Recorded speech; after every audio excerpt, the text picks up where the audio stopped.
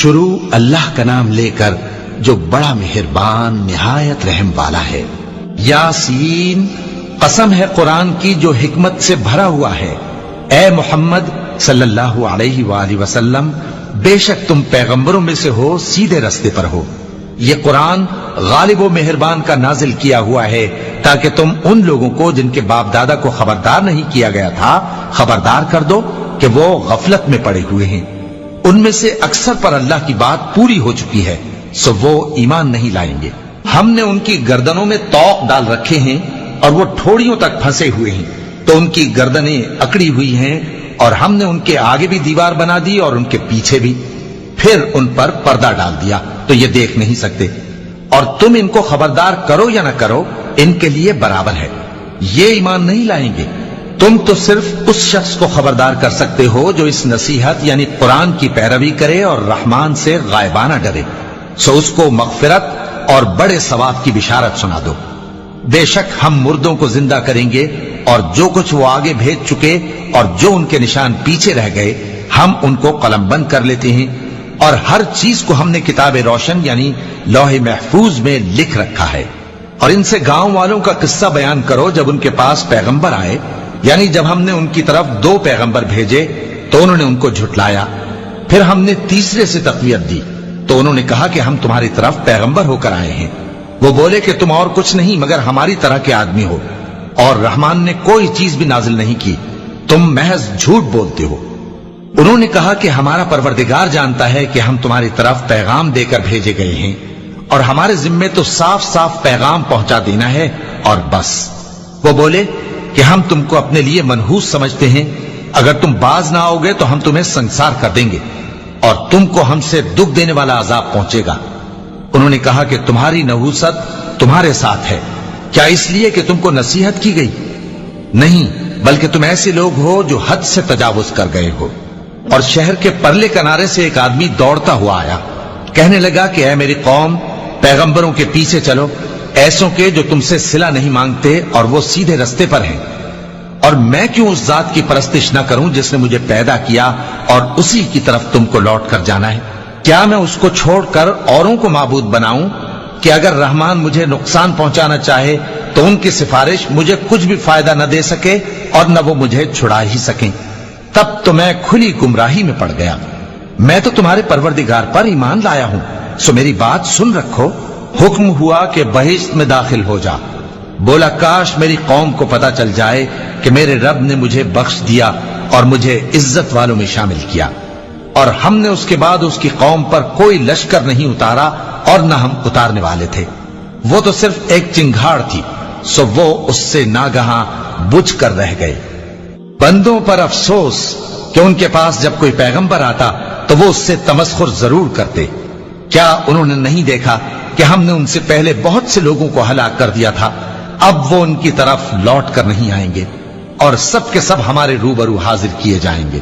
اور ایک نشانی ان کے لیے زمین مردہ ہے کہ ہم نے اس کو زندہ کیا اور اس میں سے اناج اگایا، پھر یہ اس میں سے کھاتے ہیں، اور اس میں کھجوروں اور انگوروں کے باغ پیدا کیے اور اس میں چشمے جاری کر دیے تاکہ یہ ان باغوں کے پھل کھائیں، اور ان کے ہاتھوں نے تو ان کو نہیں بنایا، تو پھر کیا یہ شکر نہیں کرتے؟ وہ ذات پاک ہے جس نے زمین کی نباتات کے اور خود ان کے اور جن چیزوں کی ان کو خبر نہیں سب کے جوڑے بنائے۔ اور ایک نشانی ان کے لیے رات ہے کہ اس پر سے ہم دن کو کھینچ لیتے ہیں تو اسی وقت ان پر اندھیرا چھا جاتا ہے، اور سورج اپنے مقرر رستے پر چلتا رہتا ہے، یہ اس غالب و دانا کا مقرر کیا ہوا اندازہ ہے۔ اور چاند کی بھی ہم نے منزلیں مقرر کر دی، یہاں تک کہ گھٹتے گھٹتے کھجور کی پرانی شاخ کی طرح ہو جاتا ہے۔ نہ تو سورج ہی سے یہ ہو سکتا ہے کہ چاند کو جا پکڑے، اور نہ رات ہی دن سے پہلے آ سکتی ہے، اور سب اپنے اپنے مدار میں تیر رہے ہیں۔ اور ایک نشانی ان کے لیے یہ ہے کہ ہم نے ان کی اولاد کو بھری ہوئی کشتی میں سوار کیا، اور ان کے لیے ویسی ہی اور چیزیں پیدا کی جن پر یہ سوار ہوتے ہیں، اور اگر ہم چاہیں تو ان کو غرق کر دیں، پھر نہ تو ان کا کوئی فریاد رس ہو اور نہ ان کو رہائی ملے، مگر یہ ہماری رحمت اور ایک مدت تک کے فائدے ہیں۔ اور جب ان سے کہا جاتا ہے کہ جو تمہارے آگے اور جو تمہارے پیچھے ہے اس سے ڈرو تاکہ تم پر رحم کیا جائے، اور ان کے پاس ان کے پروردگار کی طرف سے کوئی نشانی نہیں آتی مگر اس سے منہ پھیر لیتے ہیں۔ اور جب ان سے کہا جاتا ہے کہ جو رزق اللہ نے تم کو دیا ہے اس میں سے خرچ کرو، تو کافر مومنوں کے متعلق کہتے ہیں کہ بھلا ہم ان لوگوں کو کھانا کھلائیں جن کو اگر اللہ چاہتا تو خود کھلا دیتا، تم تو کھلی گمراہی میں ہو۔ اور کہتے ہیں اگر تم سچ کہتے ہو تو بتاؤ یہ وعدہ کب پورا ہوگا؟ یہ تو ایک چنگھاڑ ہی کے منتظر ہیں جو ان کو اس حال میں کہ باہم جھگڑ رہے ہوں گے آ پکڑے گی، پھر نہ تو یہ وصیت ہی کر سکیں گے اور نہ اپنے گھر والوں میں واپس جا سکیں گے۔ اور جس وقت سور پھونکا جائے گا یہ قبروں سے نکل کر اپنے پروردگار کی طرف دوڑ پڑیں گے، کہیں گے ہائے بربادی، ہمیں ہماری خوابگاہوں سے کس نے جگہ اٹھایا۔ یہ وہی تو ہے جس کا رحمان نے وعدہ کیا تھا اور پیغمبروں نے سچ کہا تھا۔ وہ تو صرف ایک زور کی آواز ہوگی کہ سب کے سب ہمارے روبرو آ حاضر ہوں گے، پھر اس روز کسی شخص پر کچھ بھی ظلم نہیں کیا جائے گا اور تم کو بدلہ ویسا ہی ملے گا جیسے تم کام کرتے تھے۔ اہل جنت اس روز عیش و نشاط کے مشغلے میں خوش ہوں گے، وہ بھی اور ان کی بیویاں بھی سایوں میں تختوں پر تکیے لگائے بیٹھے ہوں گے، وہاں ان کے لیے میوے ہوں گے اور جو وہ منگوائیں گے ان کو ملے گا۔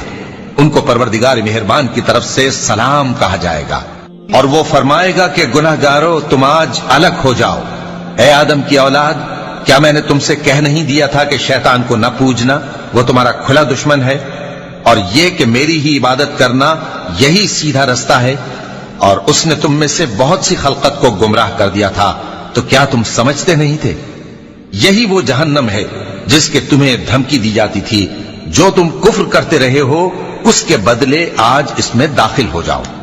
آج ہم ان کے منہوں پر مہر لگا دیں گے اور جو کچھ یہ کرتے رہے تھے ان کے ہاتھ ہم سے بیان کر دیں گے اور ان کے پاؤں اس کی گواہی دیں گے، اور اگر ہم چاہیں تو ان کی آنکھوں کو مٹا کر اندھا کر دیں، پھر یہ رستے کو دوڑیں تو کہاں سے دیکھ سکیں گے؟ اور اگر ہم چاہیں تو ان کی جگہ پر ان کی صورتیں بدل دیں، پھر وہاں سے وہ نہ آگے جا سکیں اور نہ پیچھے لوٹ سکیں۔ اور جس کو ہم بڑی عمر دیتے ہیں تو اسے تخلیق میں اوندھا دیتے ہیں، یعنی اسے بچپن کی کمزوری والی حالت کی طرف لوٹا دیتے ہیں۔ تو کیا یہ سمجھتے نہیں؟ اور ہم نے ان کو یعنی اپنے پیغمبر صلی اللہ علیہ وآلہ وسلم کو شعر گوئی نہیں سکھائی، اور نہ وہ ان کو شایع ہی ہے، یہ تو محض نصیحت ہے اور صاف صاف قرآن ہے، تاکہ اس شخص کو جو زندہ ہو خبردار کرے اور کافروں پر بات پوری ہو جائے۔ کیا انہوں نے نہیں دیکھا کہ جو چیزیں ہم نے اپنے ہاتھوں سے بنائی ان میں سے ہم نے ان کے لیے مویشی پیدا کر دیے اور یہ ان کے مالک ہیں، اور ان کو ان کے قابو میں کر دیا تو کوئی تو ان میں سے ان کی سواری ہے اور کسی کو یہ کھاتے ہیں، اور ان میں ان کے لیے اور فائدے اور پینے کی چیزیں ہیں، تو کیا یہ شکر نہیں کرتے؟ اور انہوں نے اللہ کے سوا اور معبود بنا لیے ہیں کہ شاید ان سے ان کو مدد پہنچے، مگر وہ ان کی مدد کی ہرگز طاقت نہیں رکھتے، اور وہ ان کی فوج بنا کر حاضر کیے جائیں گے تو ان کی باتیں تمہیں غمناک نہ کر دیں۔ یہ جو کچھ چھپاتے اور جو کچھ ظاہر کرتے ہیں ہمیں سب معلوم ہے۔ کیا انسان نے نہیں دیکھا کہ ہم نے اس کو نطفے سے پیدا کیا، پھر وہ تڑاک پڑاک جھگڑنے لگا اور ہمارے بارے میں مثالیں بیان کرنے لگا اور اپنی پیدائش کو بھول گیا، کہنے لگا کہ جب ہڈیاں بوسیدہ ہو جائیں گی تو ان کو کون زندہ کرے گا؟ کہہ دو کہ ان کو وہ زندہ کرے گا جس نے ان کو پہلی بار پیدا کیا تھا، اور وہ ہر طرح کی تخلیق کو جانتا ہے، وہی جس نے تمہارے لیے سبز درخت سے آگ پیدا کی، پھر تم اس کی ٹہنیوں کو رگڑ کر ان سے آگ نکالتے ہو۔ بھلا جس نے آسمانوں اور زمین کو پیدا کیا، کیا وہ اس بات پر قادر نہیں کہ ان کو پھر ویسے ہی پیدا کر دے؟ کیوں نہیں؟ اور وہ تو سب کچھ پیدا کرنے والا کامل علم والا ہے۔ اس کی شان یہ ہے کہ جب وہ کسی چیز کا ارادہ کرتا ہے تو اس سے فرما دیتا ہے کہ ہو جا، تو وہ ہو جاتی ہے۔ وہ ذات پاک ہے جس کے ہاتھ میں ہر چیز کی حکومت ہے، اور اسی کی طرف تم کو لوٹ کر جانا ہے۔ صدق اللہ العظیم۔